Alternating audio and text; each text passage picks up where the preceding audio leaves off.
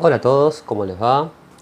En la clase de hoy, vamos a ver el texto de Roberto Romero, Grupo, Objeto y Teoría. En el mismo, lo que vamos a ver es el tema de la dinámica de grupos. ¿Qué es lo que ocurre cuando hablamos del fenómeno grupal? ¿Qué es lo que ocurre en el grupo? ¿Cuáles son las diferentes funciones que se desempeñan en el mismo? Los roles, el liderazgo, todo lo que tiene que ver con el vínculo, la interacción de los roles, la comunicación. Son temas que vamos a estar tratando durante esta clase. ¿Qué es un grupo? La pregunta sobre qué es un grupo es compleja, porque depende desde dónde lo evaluemos, desde dónde lo pensemos, podemos pensar en una definición o en otra. Romero va a decir que un grupo, pensar en el fenómeno grupal, ¿sí? Podemos caer en una trampa si lo pensamos desde cantidad de personas únicamente. Porque puede ser que haya algunos que piensen que un grupo son por lo menos 2 o más personas, otros 3, 4, 5. Pero hay otros que, por ejemplo, plantean que ya uno mismo, como tal, uno solo con su ser, ya es un grupo. Porque dentro de uno, a su vez, tenemos inconscientemente muchos grupos interiorizados, ¿sí? Grupos familiares, grupos prototípicos, que forman parte de nuestra historia. Entonces, pensado desde ese lugar, ¿sí? Ya uno con uno mismo es un grupo. Más allá de esto, que es un tema que lo iremos ampliando durante esta clase, vamos a intentar darle un poquito de luz a esto del fenómeno grupal. En primera instancia, Roberto Romero, va a definir al grupo en cuanto objeto teórico. ¿Sí? Lo va a definir como al grupo, ¿sí? Como aquel que cumple 3 funciones fundamentales.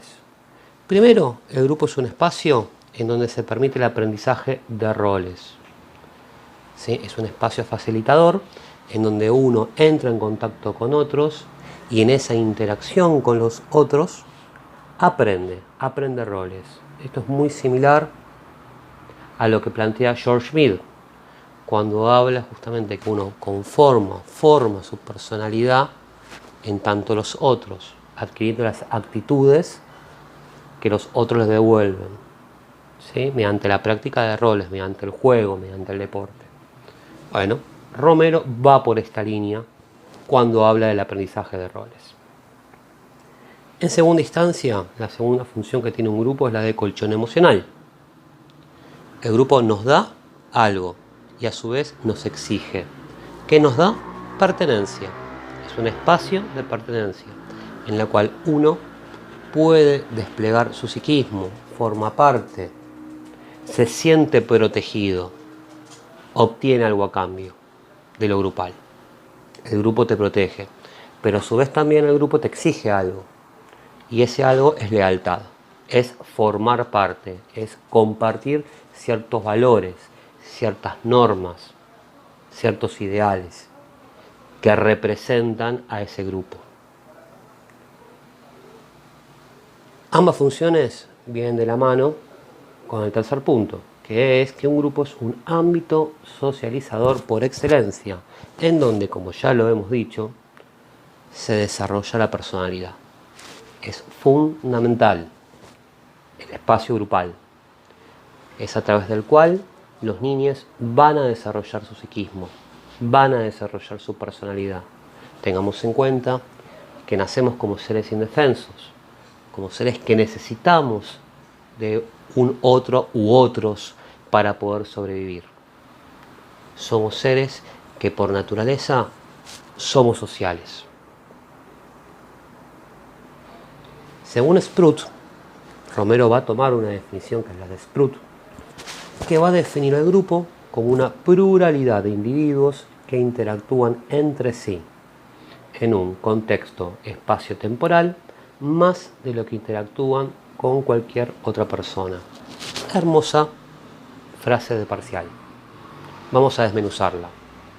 Una pluralidad de individuos que interactúan entre sí. ¿Sí? Bueno, una gran cantidad de individuos que interactúan en un espacio, en un contexto temporoespacial, o sea, comparten un mismo espacio, comparten un mismo tiempo, más de lo que interactúan con otras personas. ¿Sí? O sea, son muchos individuos que comparten un espacio y un tiempo determinado e interactúan entre sí.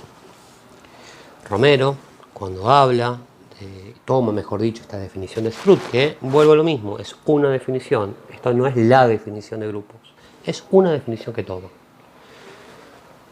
Va a hablar justamente que el grupo implica normas, de las cuales surgen de la interacción, regulan la interacción grupal.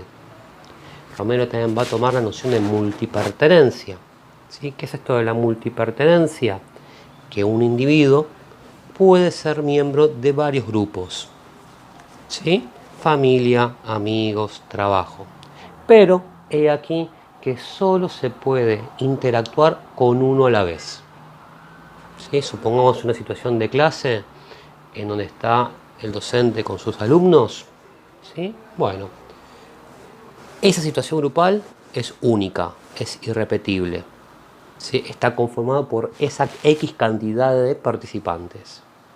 Suponiendo que ingresa un nuevo alumno al aula, la configuración va a cambiar, va a ser diferente, va a ser un nuevo grupo. A su vez también, ¿sí? Ese grupo es el grupo de clases, no es el grupo de familia.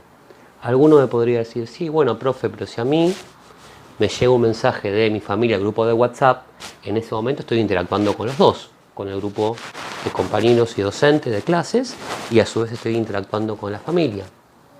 Aquí que no. Uno interactúa con un grupo a la vez, inclusive hasta en la situación planteada de WhatsApp. Cuando ahí el alumno deja de prestar atención a la clase y pasa a comunicarse mediante WhatsApp con su grupo familia, en ese preciso momento la interacción cambió de foco. Pasó a estar enfocada en la familia. Bueno, otro me puede decir, bueno, profe, pero yo traigo mi familia acá, al aula, y interactúo con ambos grupos a la vez. Y la respuesta sería que no. Porque en el preciso momento en el cual el grupo familia ingresa al grupo clase, ¿sí? Caso hipotético, chicos, complicadísimo que ocurra, en ese preciso momento el grupo se fusiona, pasa a ser uno. La familia y los compañeros, el docente, se fusionan y forman un nuevo grupo. ¿Sí? Vuelvo a lo mismo. Existe la multipertenencia, pero solo podemos interactuar con un grupo a la vez. Romero va a definir al grupo mediante 3 criterios. Esto es propio de Roberto Romero. Por un lado, lo va a definir desde un criterio interaccional, en el cual el grupo, ¿sí?, es un conjunto de individuos en interacción regulado por normas, con un objetivo en común. Este criterio, el interaccional, es la primera definición que se nos viene de un grupo a la cabeza. Es lo que se puede ver, la interacción, lo vincular, ¿sí? Conjunto de individuos en interacción, regulados por normas y que comparten un objetivo en común, una tarea específica. Otro criterio es el intersubjetivo, y es entender al grupo como un conjunto de subjetividades. ¿Sí? Mi subjetividad con la tuya, con la del otro. Entre todos compartimos subjetividades que se ponen en juego en la situación grupal. En este conjunto de subjetividades, de ideas que tenemos en relación al grupo, va a surgir la noción de autodefinición de pertenencia. O sea, poder pensarnos como parte de ese grupo. ¿Sí? Se establece la conciencia de unidad grupal. Somos parte de este grupo. Se comparte el sentimiento de lealtad, ¿sí?, en esa resonancia de subjetividades. Es un nivel intermedio. El tercer nivel, o el tercer criterio mejor dicho, es el nivel más inconsciente, ¿sí? Es la explicación de lo grupal más inconsciente de los tres criterios expresados hasta ahora. Este criterio se llama intrasubjetivo. El otro es inter, este es intrasubjetivo. Acá lo que vemos es que este nivel, que es el más inconsciente, tiene que ver con la representación interna que cada uno de los integrantes del grupo tiene sobre el grupo. ¿Sí? Es la idea que yo tengo sobre el grupo, en mi representación interna, inconsciente. Esta representación interna resuena, ¿sí?, con el impacto de los grupos prototípicos, ¿sí?, que se puso en juego en nuestra formación. ¿Qué son los grupos prototípicos? La familia. ¿Por qué prototípico? Porque es un modelo. La familia es un modelo. La familia, que es nuestro grupo primario, deja en nosotros una huella, una marca, ¿sí? Una marca en nuestro psiquismo, una marca que va a estar puesta en juego en esta representación interna que les mencioné. Esta representación interna que a posteriori se va a poner en juego en el nivel intersubjetivo, ¿sí?, cuando haya un conjunto de subjetividades. ¿Sí? Vemos que son 3 niveles escalonados. ¿Qué quiero decir con esto de representación interna para ser más claro aún? O intentar ser más claro con este punto. La familia, los grupos prototípicos, deja una marca en nosotros. Esa marca, esa huella, se va a poner en juego en nuestros grupos futuros. ¿Sí? Es muy probable que uno en algún punto se comporte con su grupo de amigos o con su grupo laboral de una manera similar a la cual se vincula, se comporta con su familia. Supongamos, una persona que es súper dependiente, que está acostumbrada a que su familia, sus tutores, sus padres, madres, hagan todos por él, por ella, por ella. Es muy probable que esa persona, ese individuo, sujeto de la sociedad, cuando esté en contacto con otros grupos, busque lo mismo. Busque que le cumpla sus caprichos. Busque, ¿sí?, que le facilite las tareas. ¿Sí? Bueno, uno pensará, pero bueno, profesor, entonces estamos determinados por el grupo familiar. No. Acá está, y acá se ve lo lindo de la situación grupal. La situación grupal, sea cual fuere, laboral, escolar, ¿sí?, vínculos afectivos, amistosos y demás, todo el tiempo nos ponen, ¿sí?, ponen en juego esta representación interna que tenemos de grupos. Y nos da la posibilidad, o sea, cada posibilidad nueva de grupo que tenemos nos abre la chance de poder rever esta manera de vincularnos que tenemos, que ya tenemos incorporada, y de alguna manera hacer algo con ello. Modificarlo o no, va a depender de cada uno. Pero sí nos da la chance, cada situación grupal, de hacer algo con eso. Aprender nuevas conductas, nuevos modos de vincularnos.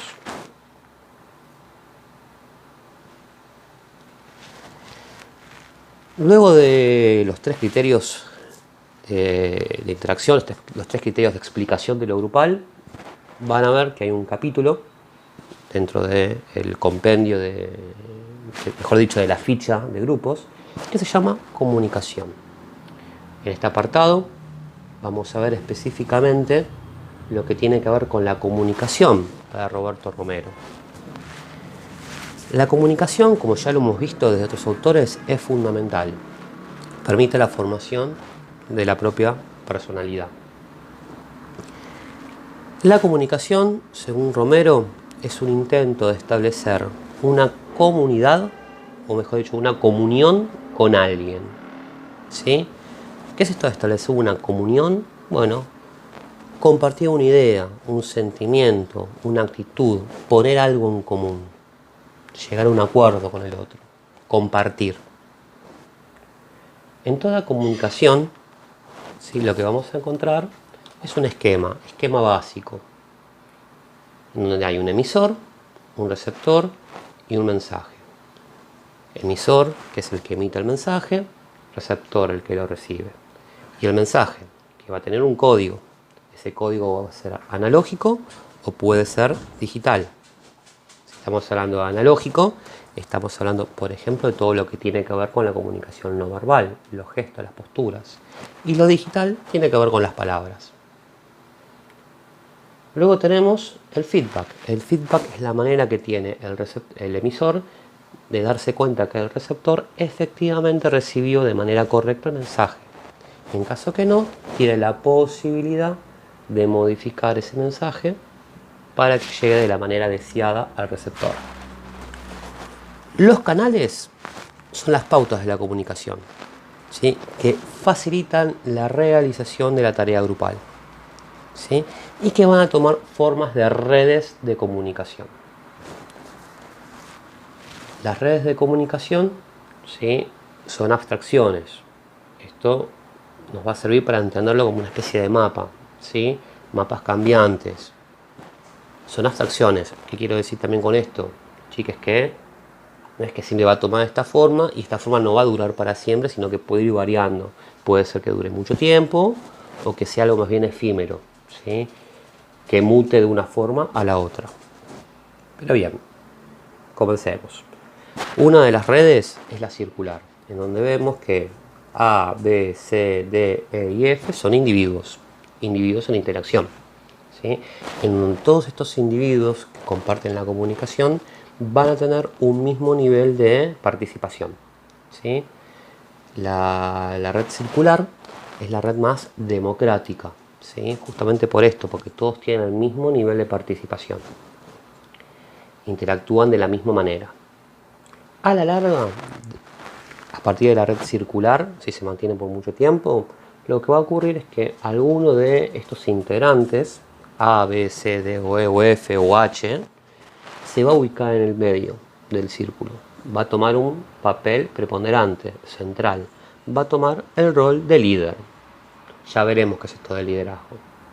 Este líder va a tener características particulares. Va a ser un líder de tipo democrático. Va a ser un líder que va a vehiculizar la comunicación, ¿sí?, y va a facilitar que fluya la comunicación entre todos los miembros. Luego tenemos la cadena. En la cadena lo que vemos es que hay dos integrantes del grupo, que en este caso está representado por A y por E, que tienen menor nivel de participación, y tenemos otros integrantes, en este caso B, C y D, que tienen mayor nivel de participación. Un ejemplo para poder ver la situación de cadena se me ocurre. Ustedes recuerdan el capítulo de Los Simpsons donde estaba Homero, Marge, Lisa y Bart sentados en la mesa. Estaba, si mal no recuerdo, Homero peleado con Marge, o no me acuerdo si era con Bart, y le decía a uno de los hijos, creo que a Lisa, por favor, pedile a tu madre que me pase la sal. Y Marge le decía, bueno, por favor, decía a tu padre que me pasa aquello, ¿sí? Creo que venía por ese lado el ejemplo.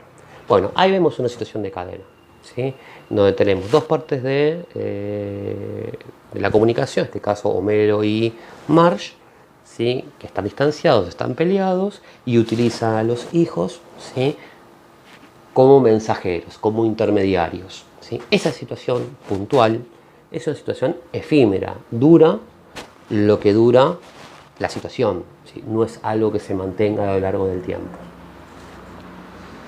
Luego tenemos la situación de I. En la situación de I tenemos, en este caso representado, tres participantes, acá serían A, B y E, que tienen menor nivel de participación, una figura central, que es la C, que es la que tiene mayor participación en el grupo, y una figura más intermedia, que en este caso está representada por D.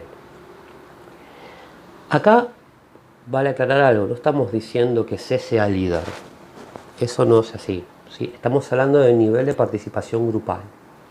Tranquilamente podríamos pensar que esta situación de I podría ser una estructura piramidal, ¿sí?, en donde, por ejemplo, E sea el gerente de una empresa X, ¿sí?, y que por debajo de ese gerente representado por E tenemos a D, que es el subgerente, y debajo de D tenemos a C, que es un líder de equipo, y debajo de C, que es el líder de equipo, tenemos a todos los operarios, ¿sí?, que son A, B y demás, ¿sí?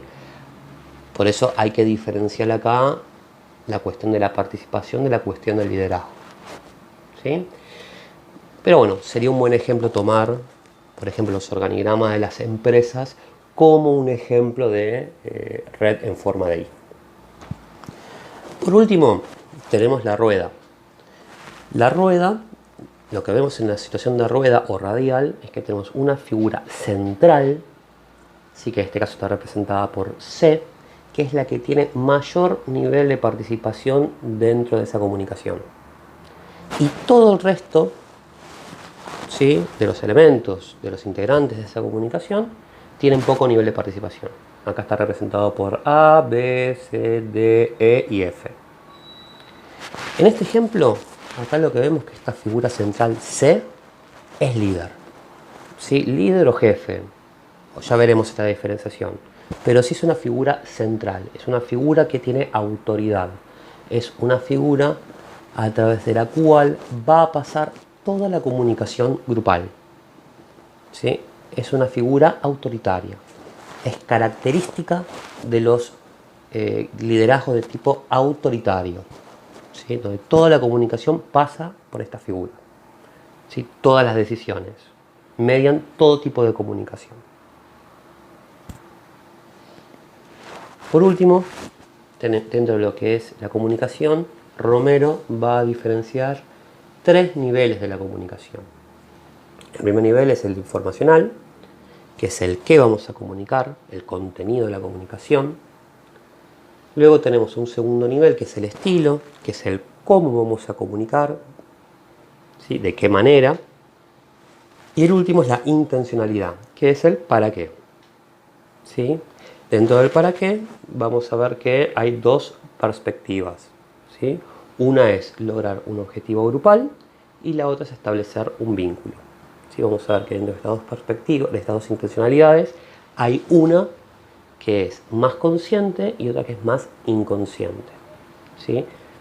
Dentro de la intencionalidad más consciente, lo que vamos a ver que cuando uno dice algo conscientemente, desde su nivel consciente, lo dice por algo, porque supongamos quiere preguntar la hora, quiere saber la hora efectivamente, pero a su vez también puede ser que tenga un nivel más inconsciente.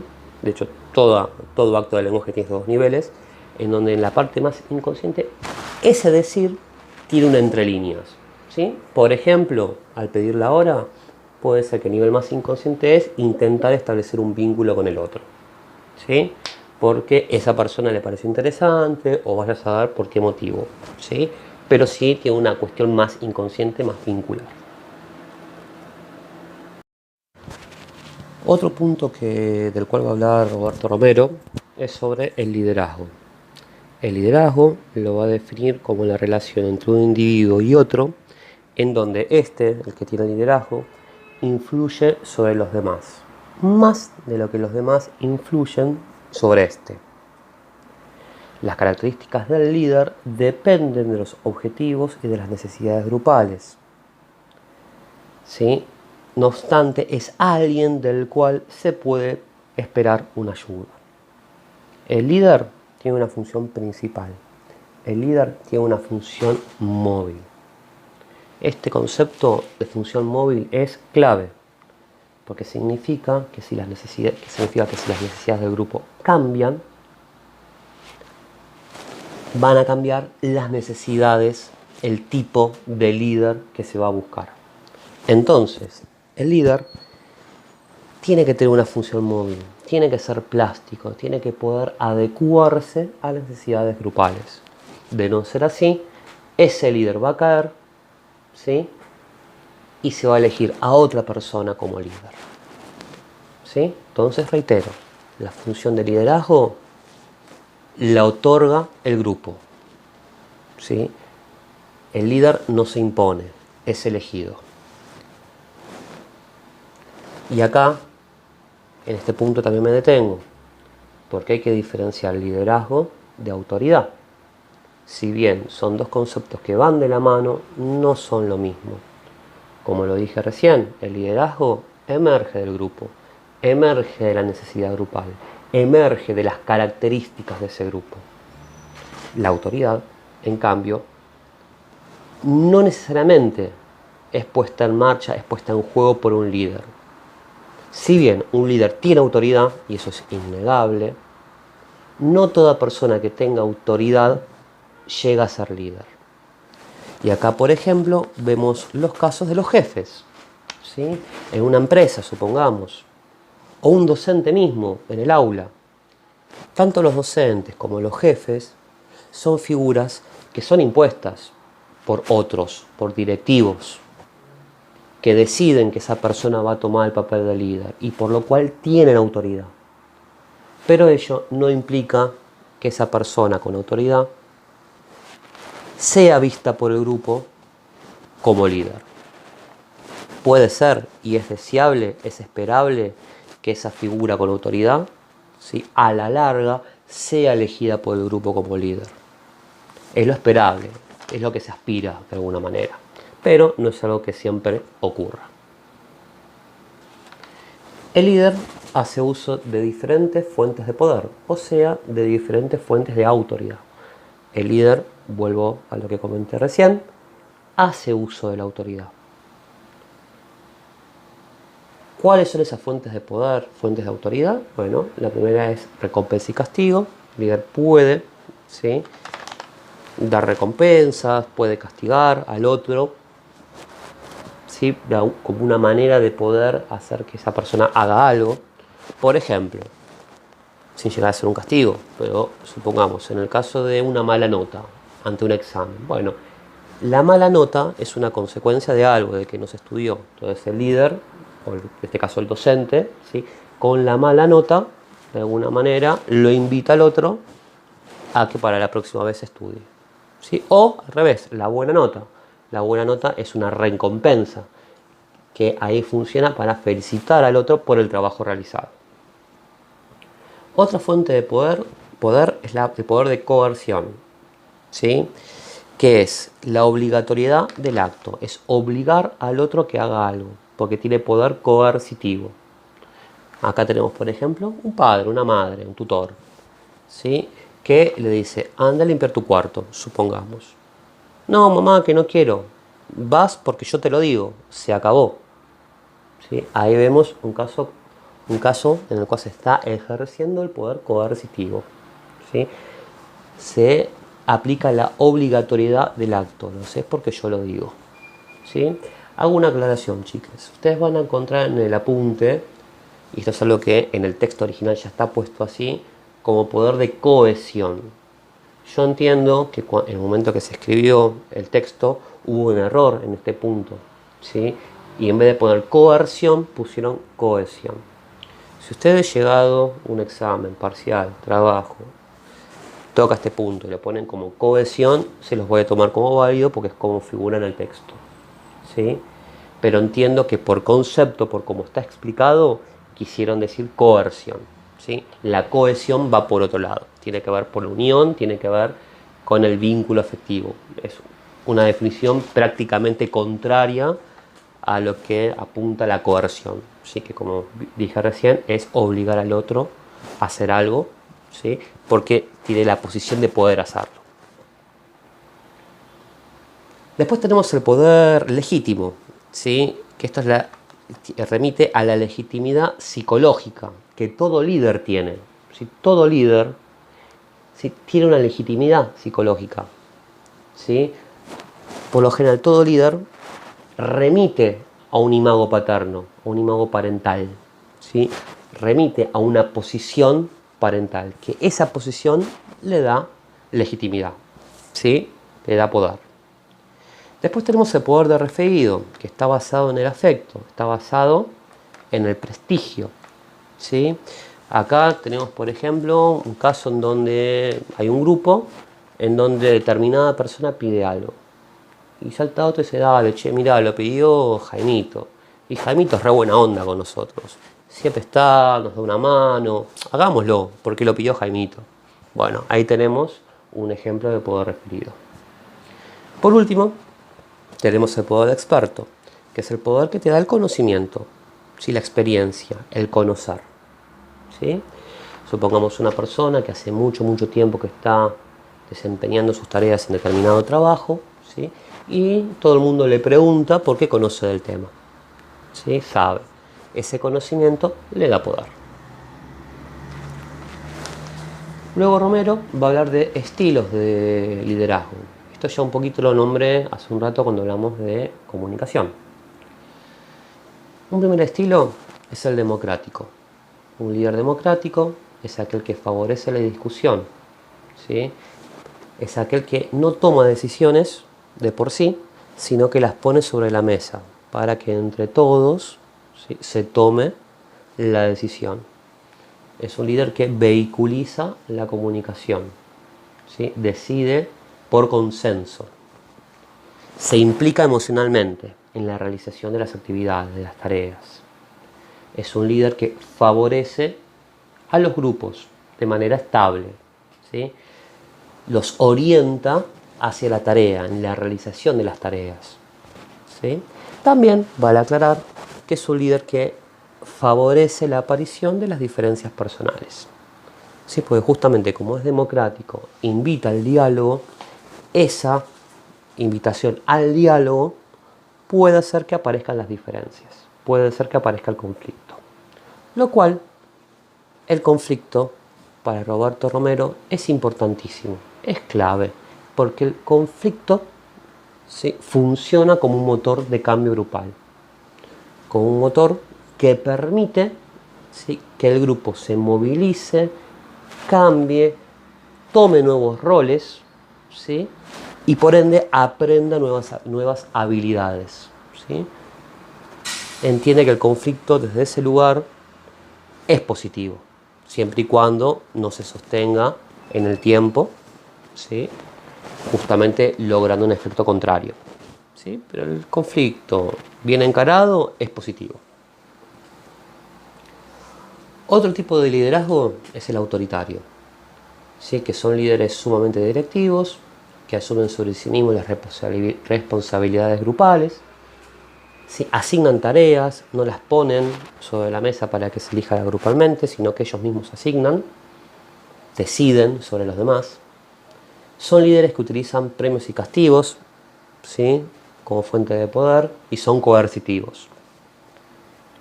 ¿Qué va a decir Romero? Que a la larga los grupos van a reaccionar de dos maneras, o agresivamente o apáticamente. Agresivamente, ¿qué van a hacer? Se van a rebelar contra el líder. Lo van a ubicar en el lugar de chivo expiatorio, de chivo de sacrificio, ¿sí? Todos se van a unir en contra de ese líder, ¿sí? Se van a unir de manera ilusoria, temporal. Se van a unir justamente para poder agredir a ese líder y de alguna manera expulsarlo. Estas situaciones generan mucha frustración en lo grupal. Otra forma de reacción del grupo es apáticamente. ¿Qué es lo que pasa? Que el grupo se desafectiviza, pierde interés sobre la tarea, pierden compromiso, pierden responsabilidad. A la larga, el grupo se disuelve. Otro estilo de liderazgo y último es el laissez-faire. Laissez-faire viene del francés y significa dejar hacer. Estos líderes son pasivos, no se comprometen activamente con el grupo, dejan ser al grupo. Están solo por si los necesitan, para que les consulten. No se comprometen activamente con la realización de las tareas. Son líderes que por lo general están porque saben, porque tienen conocimiento, ¿sí?, tienen experiencia y remiten a un lugar parental, ¿sí? Por eso es que van a tener poder legítimo. Pero, repito, no se comprometen activamente con las tareas. ¿Qué es lo que va a pasar con los laissez-faire? Bueno, a la larga el grupo o va a buscar un líder democrático o un líder autoritario. Sí, pero en definitiva van a buscar un líder que se comprometa con las tareas y haga.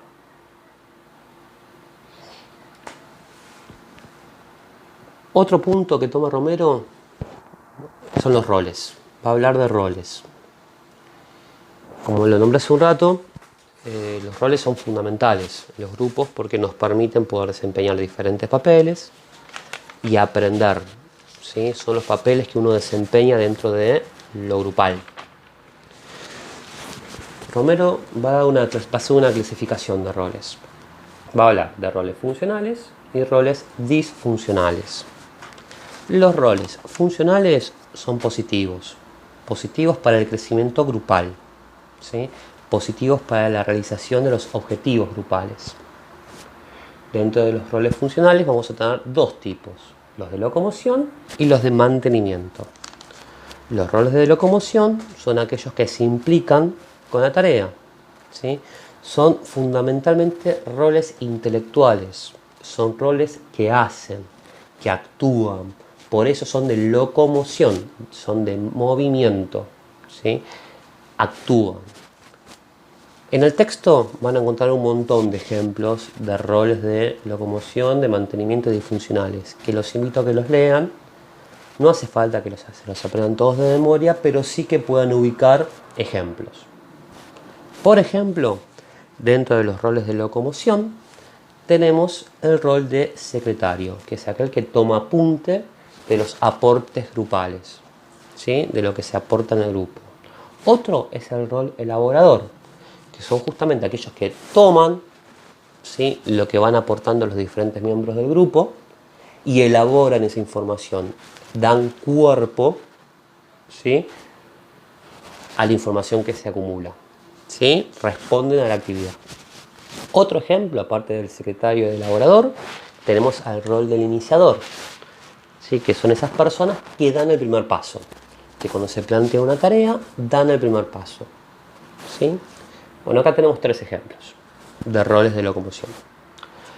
Luego tenemos los roles funcionales de mantenimiento, ¿sí?, que son aquellos que se encargan del mantenimiento emocional del grupo, hacen de colchón emocional grupal.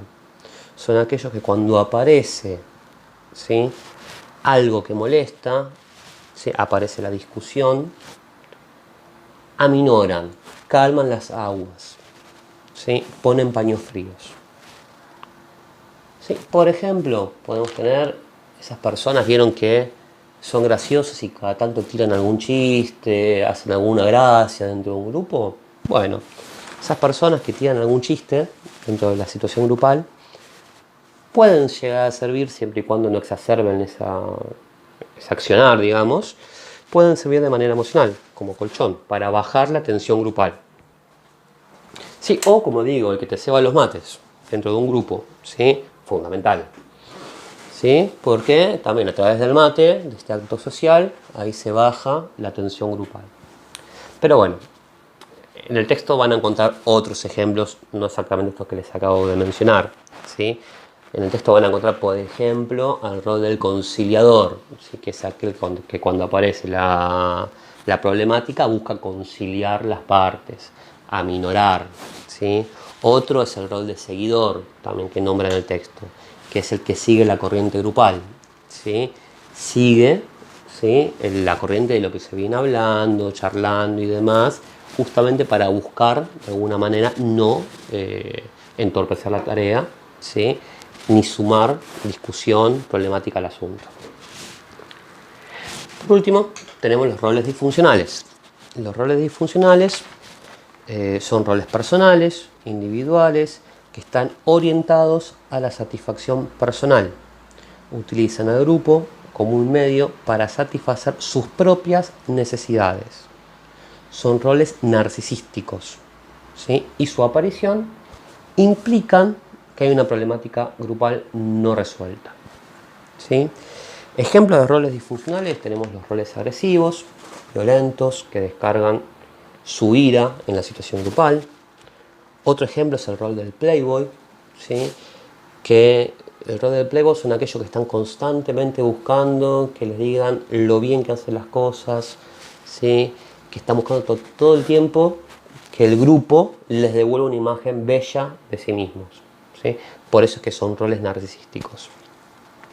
Otro ejemplo es el rol del confesante, que son aquellas personas que utilizan al grupo como si fuera un grupo de autoayuda, ¿sí?, contando sobre sus problemáticas personales, sin filtro alguno, ¿sí?, de alguna manera desviando la atención sobre la tarea grupal.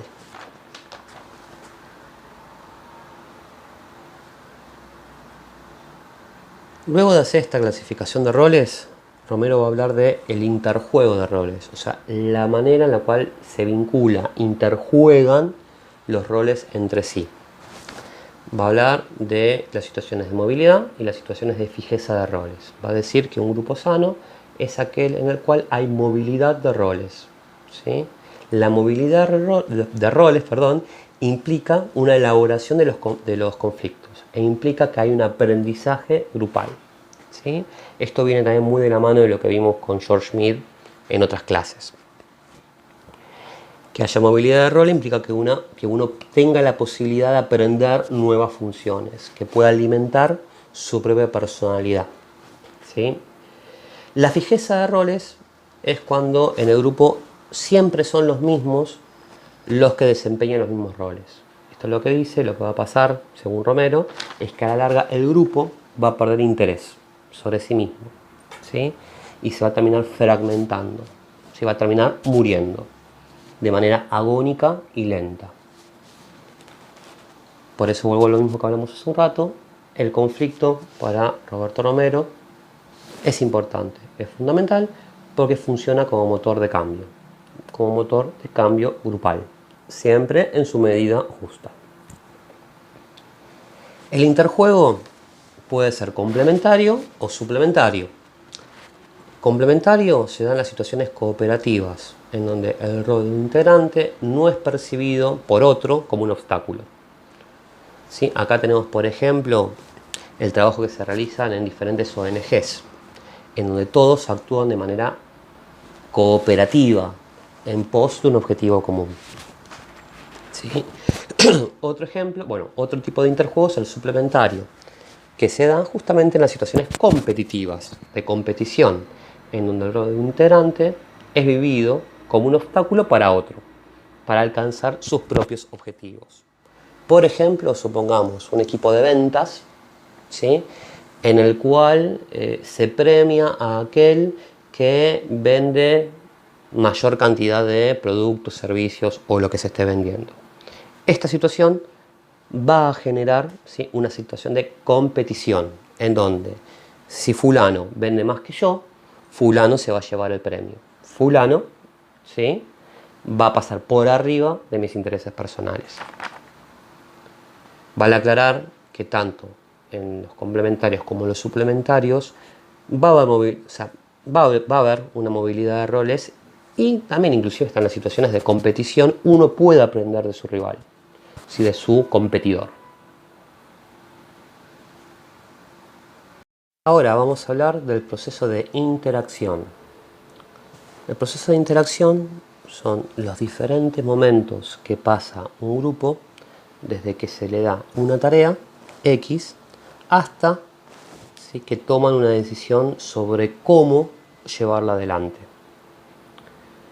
Romero va a hablar de dos grandes momentos.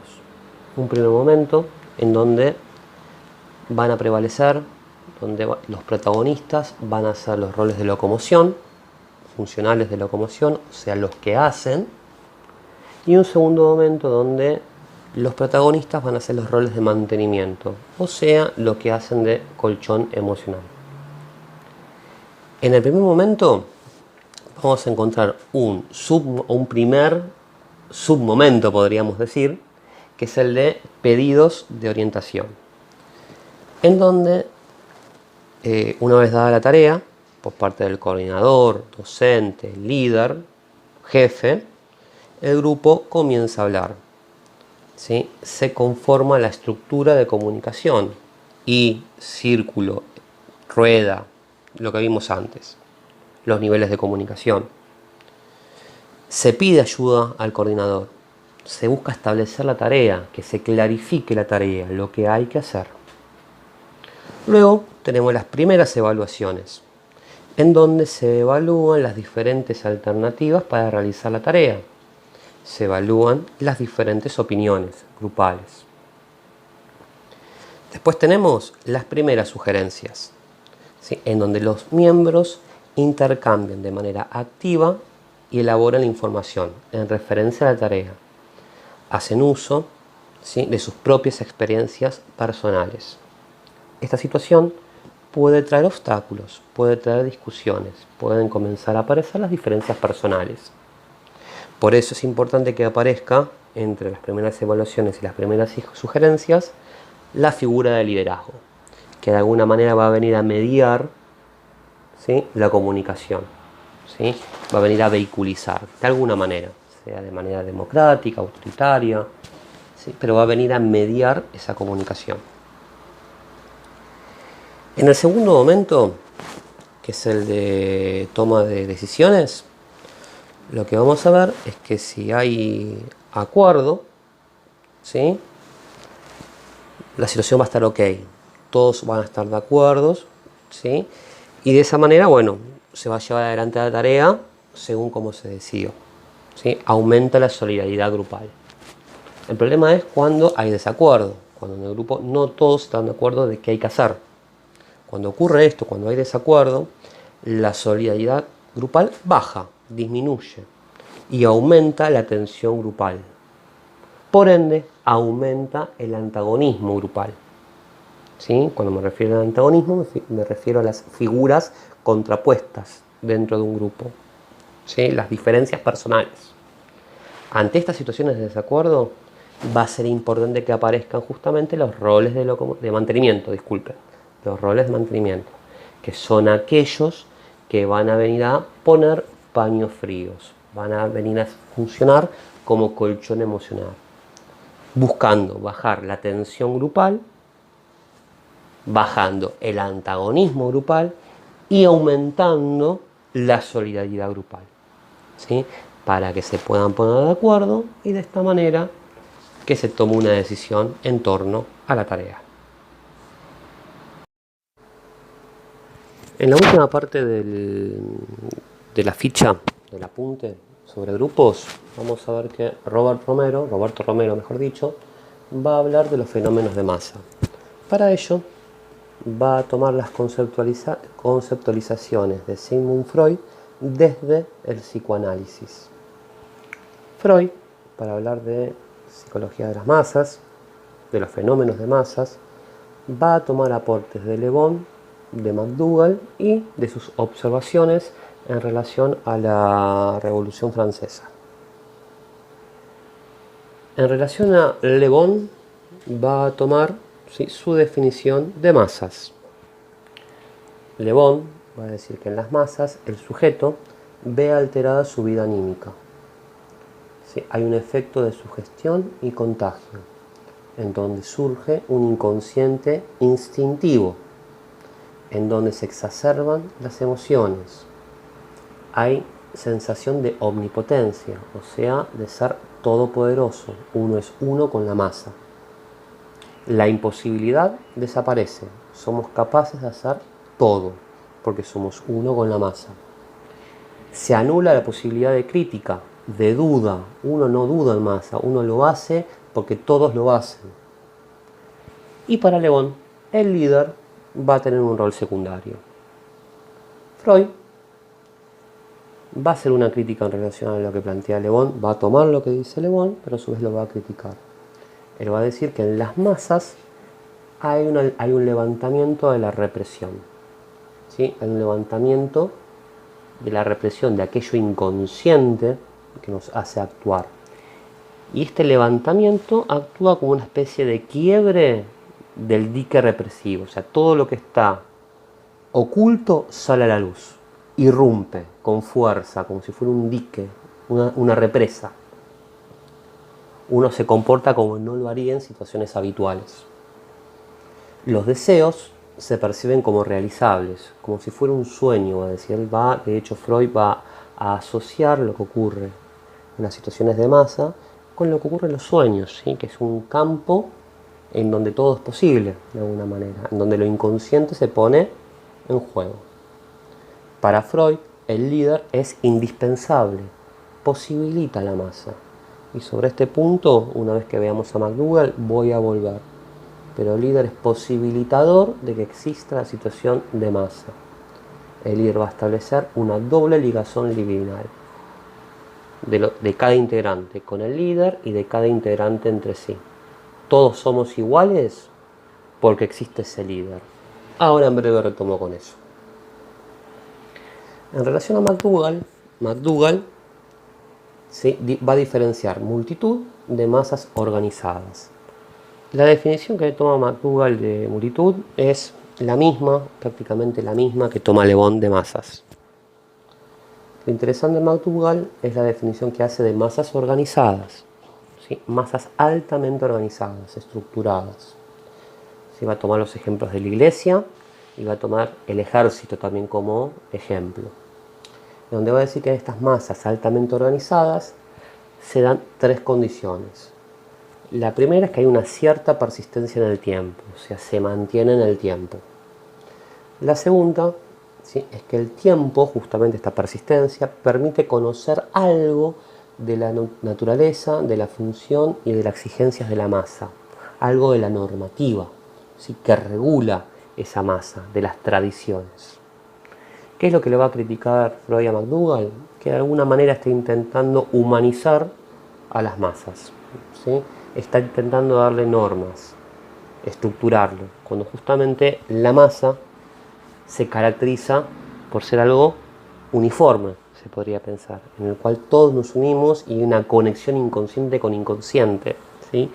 No se puede normatizar de alguna manera, ¿sí? Esto es lo que le va a criticar Freud a McDougall, este intento de organización de las masas.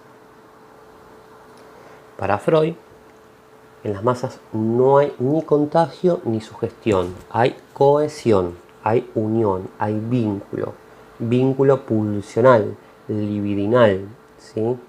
Energía que se pone en el otro, ¿sí? Que se pone en la situación de masa. Hay algo que nos une. Esta libido hace que el sujeto deje de lado su narcisismo por el grupo, ¿sí? Uno forma un pacto con el grupo de alguna manera, en el cual deja de lado su narcisismo, el amor propio, por el amor de lo grupal, ¿sí? Por el todos. Existe una ilusión de amor, ¿sí? Una ilusión que es encarnada, mejor dicho, por un jefe, por un líder, por un dios, incluso hasta por una idea, ¿sí? Incluso si lo pensamos más sobre la Tierra, podemos pensar que un equipo de fútbol, por ejemplo, también es una idea que lidera una ilusión, ¿sí? Ante la cual, todos somos iguales, ante ese jefe, ante ese Dios, ante esa idea, ante ese equipo de fútbol, todos somos iguales, ¿sí? Ese jefe, ese Dios, esa idea, ese equipo nos ama a todos por igual. Y ante eso, todos somos iguales. ¿Sí? Acá este líder o idea que lidera va a funcionar como un sustituto paterno, ¿sí? Con el cual se va a establecer esta doble ligación libidinal entre cada uno de los miembros, con el conductor, con esta idea que lidera, y entre cada uno de los miembros entre sí. ¿Sí? Somos todos hermanos ante ese líder. De esta manera, como lo mencioné, se disminuye el narcisismo individual por el grupal, desaparece la intolerancia hacia el otro, somos todos iguales, hay una identificación con la masa para no perder ese amor paterno, y el sujeto de sociedad, en este caso sujeto de masa, asimila rasgos, atributos de los otros. Y hasta acá con la clase de hoy, con Romero y el texto de dinámica de grupos. Hasta acá con la clase de hoy, espero haber sido claro. Cualquier duda o pregunta que tengan, ya saben, tenemos el espacio de foro o las clases en vivo. Les mando un saludo grande y nos estamos viendo la próxima.